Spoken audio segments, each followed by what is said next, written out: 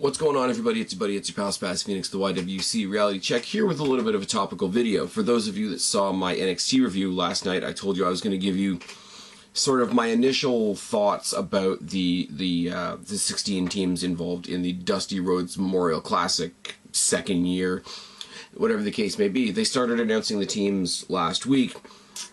The annoying thing was they didn't give us the whole bracket all at once. They gave us like one or two, and then one or two more, and then one or two more, and then we didn't get the last few until the night of SmackDown. I was doing the SmackDown review and doing the preview with Kristen and Guapo for No Mercy. Sorry, tired, long work week and all that shit. But I do encourage you guys to go check out those videos. Check out my review of NXT. It wasn't the best episode of NXT, but it's worth talking about. And all the fun we had, me, Kristen, Guapo, getting ready for this Sunday, and No Mercy. But we do have the 16. These are in no particular order other than topically, like how I wanted to talk about them. We do have the 16 teams for the tournament. I mean, obviously we've had our first two matches, so we've had 2 eliminations already. But I do want to talk about all 16 teams. First one's the Bollywood Boys. The Bollywood Boys were in the Cruiserweight Classic. I thought they were fun. I mean, you kind of saw the gimmick and you knew they weren't going to go far in the Cruiserweight tournament with how serious the tournament was. But here's a tag team that entered an individual tournament, and you're like, okay, these guys are pretty good. They're kind of fun. They got a lot of energy. I'd like to see them as a team. I saw they were going to be in this, and I thought, okay, they're probably not going to win, but it could be some more fun. They got absolutely demolished by the Authors of Pain last night. So that's about the end of that. I hope they're not done. I hope they've signed with NXT, or they've signed with WWE, or at least individually to work in the Cruiserweight division, or whatever the case may be, because they are a lot of fun, and because it was a squash match, we didn't get to see what they're like as a tag team. So hopefully we do down the road. Cedric Alexander and Andrade Cien Almas were also eliminated last night by the Revival, but I thought it was a very oddball team. I really do. I don't particularly care for the Andrade Cien Almas character, but with them being eliminated and Andrade turning and going heel on Cedric Alexander, we could have a feud going forward, and at least they're doing something with the Andrade character other than just having him be like an extra from Cabana Chat. It's a thrown together team. Them being eliminated doesn't really break my heart at all. They're gone. They lost to the champions. I mean, let's be real. The champions losing in the first round would be a bit ridiculous. Next team is Rich Swann and No Way Jose. You guys know how I feel about No Way Jose. I don't care for him much, is a very nice way to put it. But teaming him up with Rich Swann, and it seems like NXT did a kind of a lazy thing. It's like, okay, we're trying to incorporate some guys from the Cruiserweight Classic. Here's Rich Swann, who dances, and it's awesome. And No Way Jose, who dances. Rich Swann's over like Rover, and for some ungodly reason, No Way Jose is too. But like, let's put them together because they dance. That would be like putting, I don't know, Fandango and R-Truth together, right? Right. Here's my point. When I heard about these two teams, as I say, I don't really care for Andrade. I don't really care about No Way Jose. But since we've seen them as a tag team before, I really wanted to see Cedric Alexander versus Rich Swann. I thought that would have been a great team. I've seen them as a team once already on Raw. I wanted that to continue. If you switched partners and No Way Jose and Andrade Cien Almas had been the tag team that fought last night, you still could have done the heel turn. You still could have had Andrade turn heel on No Way Jose, and you could do whatever they're about to do with Cedric Alexander, and you could have a team going forward that I've already decided I kind of like as a team. Tino Sabatelli and Riddick Moss and Nico Bogojevic and Tucker Knight. In my notes here, it just says who with a big question mark. I literally don't have anything to base any comments on. NXT really hasn't told me anything about these people. We haven't seen them. I mean, in the next couple of weeks, we could see them. They could be amazing. For me, it's just, who are they? I don't know. Lince Dorado and Mustafa Ali. Mustafa Ali, Lince Dorado, great guys. They looked great in the cruiserweight division. Again, it's another thrown together tag team, and unfortunately for them, in the first bracket, they're going up against Atami and Ibushi, so they're losing. That's the end of that. Tony Nese and Drew Gulak are a couple of I guess you could say hard-nosed wrestlers, and style-wise, I could see why they were put together. Tony Nese, the complete athlete, or whatever the hell his gimmick is there, kind of applies to both of them. They are a strong team. It is another kind of random team. They could surprise us in the tournament, but I don't really expect them to. Ho Ho Lun and Bin Wang. Ho Ho Lun was a lot of fun in the Cruiserweight Classic for the little bit of time that we saw him. Bin Wang is apparently this huge name that they've signed from China, who's a big dude, and has had one match, and it was against Bo Dallas, I think. So this is their way of introducing him. It could be fun. I don't really know. Show me what you got. TM61, which a lot of people seem to be really high on in NXT.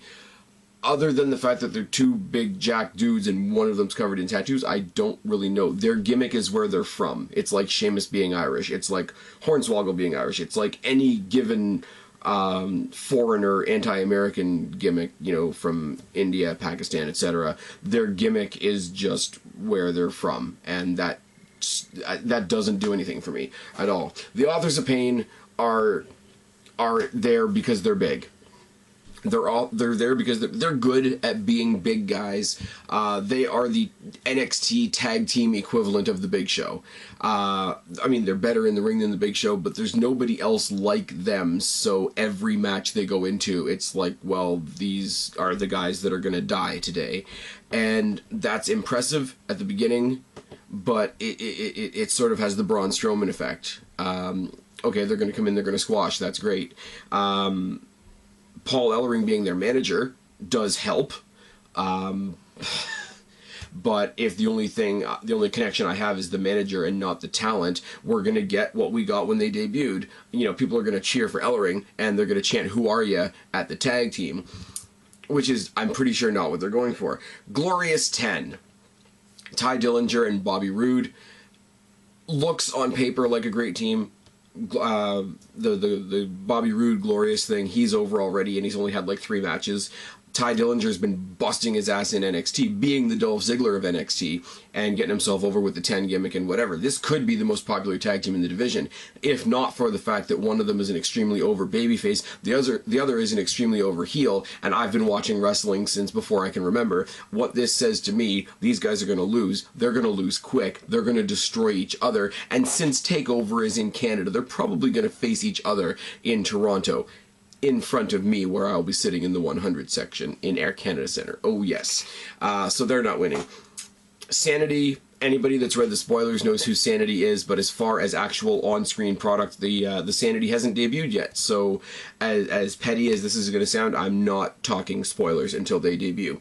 But they are going to be fun when they get there. Team Aries, which is Austin Aries and a mystery partner. And the mystery partner rumored to be Roderick Strong from ROH. Now, you guys know I don't watch the Indies, I don't watch ROH. You guys can tell me everything I need to know about Roderick Strong down in the box below.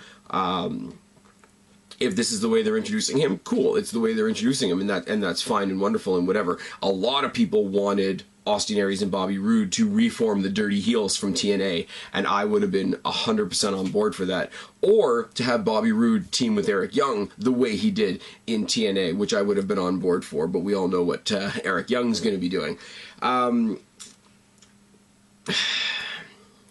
The partner is a question mark right now. If it is Roderick Strong, it still doesn't mean very much to me because I don't have a connection to Roderick Strong as a fan yet. The larger issue for me here is I can't really get invested in a Team Aries when it's pretty much written on the wall that the next feud he has going into TakeOver is his feud against Hideo Itami. Now, all these things that I'm saying, I keep mentioning TakeOver because the finals of this are going to take place at TakeOver. If Aries and Itami are fighting at TakeOver, then they're not going to be also in a tag team match. And that's my point there. And also, Aries, if he is going to be facing Itami, has to get into this tournament with his partner, lose, and still get that partner over somehow. And that's a little awkward. It's interesting, And I don't think they're going to have, because the takeovers are only 2 hours long sometimes, I don't think they're going to have any one person on the roster pull double duty. I could be wrong on that. I could be totally wrong. They could have, and I use Dolph Ziggler as a reference a lot, but he was the one famously for 2 or 3 pay-per-views that was pulling double duty, and that's fine. If Austin Aries does go on in the tournament and face a Tommy, vice versa, cool, they get double the spotlight, but I don't think NXT is going to do that. NXT, being the breeding ground that it is, needs to get as many people constructively on the show as it can. Which brings me to Hideo Itami and Kota Ibushi. Now, Hideo Itami is the guy that's apparently being bred to be the next contender for Shinsuke Nakamura. So he's going to be a singles guy. He's also got a budding feud with Austin Aries, which is probably going to take place at TakeOver. Also, Kota Ibushi got everybody's attention when this team was announced. It got everybody's attention because Kota Ibushi was the guy that we all swore was going to win the Cruiserweight Classic, and the commonly held opinion is he didn't win that tournament. WWE didn't let him win that tournament because he refused to sign with them. Now, up to and including today, Kota Ibushi has still refused to sign a deal with WWE, citing that he likes his freedom and all this sort of thing. No knock on the guy if he wants to have his freedom and sort of, perform in Japan, perform in ROH, perform in this place, that place, and the next place. I don't know where he performs. These are just examples. But if he's still refusing to sign, and the NXT writers have other things in mind for Hideo Itami, there's no reason why this team would go to the end. There really isn't. And I don't say that as a bad thing. I really don't. Because obviously they're going to be a fun team to watch. Like, that's a thing. But I'd much rather see Kota Ibushi get some more singles action in, and I want us to get to Hideo Itami versus Austin Aries, because right now, as much respect as I have for Nakamura and Samoa Joe, I think right now Austin Aries versus Hideo Itami is the match I'm looking forward to the most. Now, the last 2 teams are the Revival and Gargano and Ciampa. Gargano and Ciampa, it's becoming quite obvious at TakeOver, are going to be facing the Revival for the NXT Tag Team Championships, which takes both of these guys, because that is a championship marquee NXT match. I don't think you're going to have them in that marquee match and trying to win a tournament at the same time. We're going to have the tournament over. It's going to be like it was last year. You're going to have the tournament tag team match over here. You're going to have the title match over here, and never the twain shall meet. So somebody at some point has to get upset victories over these 2 teams. What you have to do is you have to have Gargano and Ciampa lose. You have to have Revival lose, but still remain important enough so that when they go for a title match outside of this tournament, it still seems relevant and it still seems important. The other thing I could say is, because these guys already have an existing feud, these 2 teams could cost each other their places in the tournament, and that's a story I would really like to see them play out. So yeah, I look at all these teams, and really, if it wasn't for the logical fallacies, the people who I would want to win this, if they weren't already working on other things and have other things going against them, Itami Ibushi would be great ones to win this tournament. Gargano and Ciampa would be great ones to win this tournament. Glorious 10, if WWE could convince me for a second that team is going to stay together, could be ones to enter the match. If they want to make me give a shit about TM61, this could be a way to do it. I don't know. There's a lot. Here's the thing, guys, and this is I love the concept of the Dusty Classic, and I love between the CWC and the Dusty Classic, and apparently we're going to get a women's special thing next year. I love that WWE is doing these things kind of outside the storyline. CWC existed on its own. The Dusty Classic happens on NXT, but it kind of happens on its own when they do the women's thing next year. I love these legitimate feeling tournament things that the WWE does. We're going to see some great tag team wrestling. We're going to see a lot of people that I'm not as familiar with as I'd like to be really get to shine. It's taken me 14 minutes to ramble my way around to this. I literally have no idea who I want to win this. And I'm kind of okay with that. Because it kind of means in one way or another, everybody's on the same playing field. I'm trying to get over the whole idea that Authors of Pain are just going to go in there and kill everybody.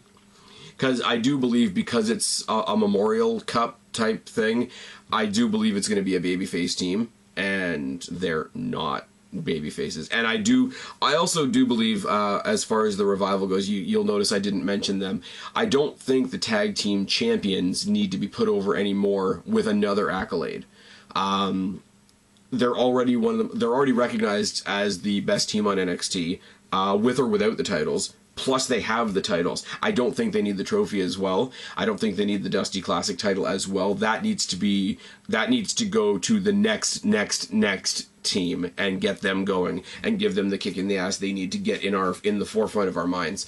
Anyways, the fact that I have no idea who's going to win, the fact that I have no idea who I want to win, does not take away from the fact that this tournament was fun last year. It'll be fun this year, and at the risk of being really, really redundant, I'm going to be in Toronto at the Air Canada Centre for the finals of this tournament, so I'm a little bit extra invested in it. Hope you guys are enjoying it. Hope you guys enjoyed this video. I know it's a day late.